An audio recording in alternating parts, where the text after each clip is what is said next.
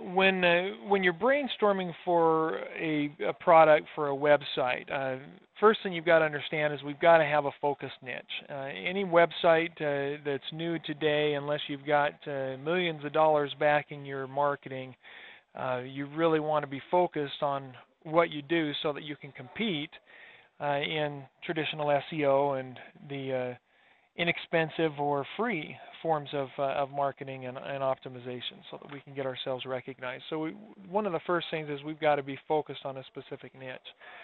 So to brainstorm, we've got to come up with those general niches. Now, one approach that I have often taught for brainstorming that works pretty well if you can allow your creative juices to flow. You have to be creative and not analytical with this.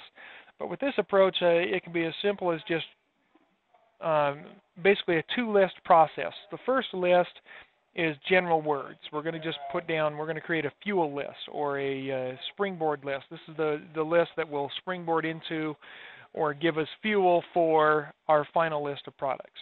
Okay? So with the fuel list, we might just look outside and start writing down words, that come to mind. It could be tree, rocks, ground, bark, collar, car, sign, kid, dog, cat. We just write everything down that comes to mind. Okay, literally everything that pops into our head. We got sign there already. Okay, so what this does is it allows our mind to be creative, and it gives us that the opportunity to have that creative thought. And then you create a new document. Once you've got that first one, the new one, you look at each of these words and you write down products that come to mind. So from tree, we might think of chainsaw. Some people might think of wood furniture. If baby stroller comes to mind, we put it down. Doesn't matter if it's not related to that initial word. Tree trimmers, limb lopper. Maybe that will get us thinking about weed eaters, grass trimmers, and each product you put down might lead you to other products like yard trimmer, edgers, lawnmowers. Okay, and this is all coming just from that first word, right? The second word, we have rocks there. Well, I think of wheelbarrow, gravel, shovel, pick, axe, bow saw, collapsible saws, camping saws, hiking saws.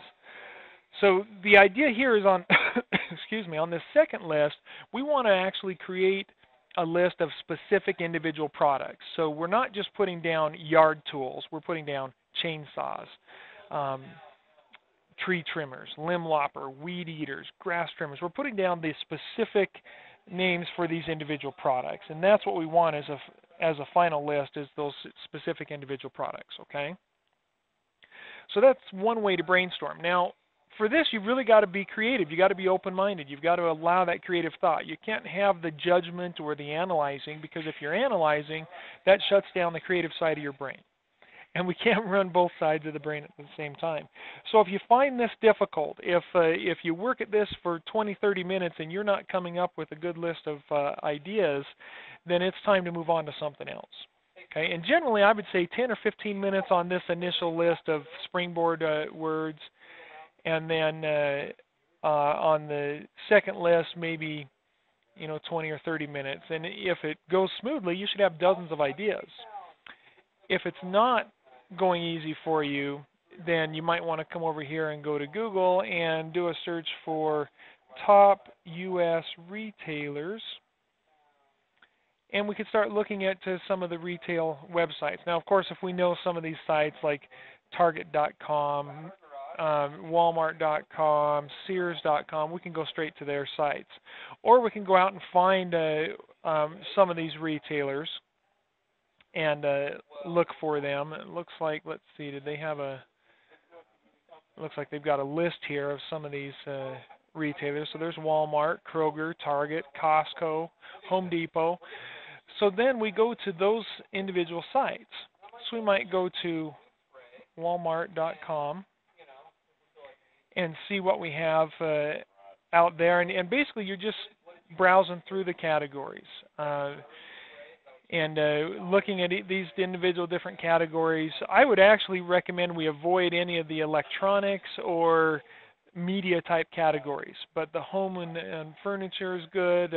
Apparel and jewelry, probably want to avoid that one as well. So electronics, movies or books, apparel and jewelry. Basically, media industry, the electronics industry, and the fashion industry. Those are some industries to avoid because they're going to be highly competitive and very difficult to find a supplier that offers a profit. But anything else goes.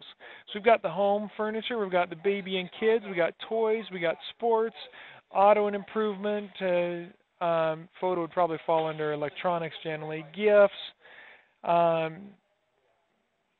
and then they've got a list of other departments. So there's a lot of departments here. You know, if we start just in here with the kids, you notice they've got all these subcategories. And so we can go to the top level category right there.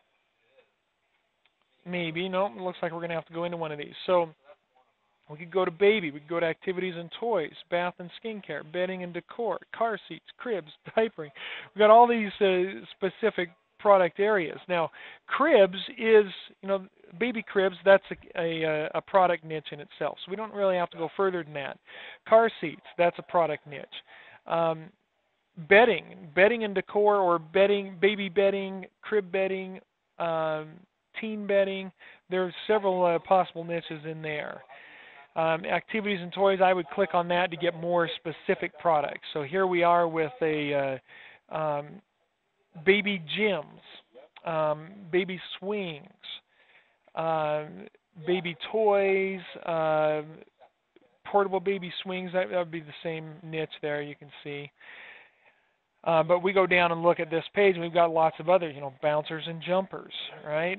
Baby bath toys, plush toys. All of those are possible niches. We write them all down, individual niches, then we go back to one of the other categories, okay? So there's two different ways to come up with lots of product ideas. When you're looking for suppliers, we want to have plenty of ideas, lots of potential, not just one or two. And so we want to have plenty of potential product ideas there. So we're going to go through and look at all of those. And then again, like I said, we could go to other websites, maybe Sears.com. And this can be a great way to sell products on eBay as well, or find products for eBay, just looking at these retailers and what products they're advertising. And generally you're going to have not only a lot of niche potential for products, but also dealing with finding the niches for a website, but also finding the products for eBay.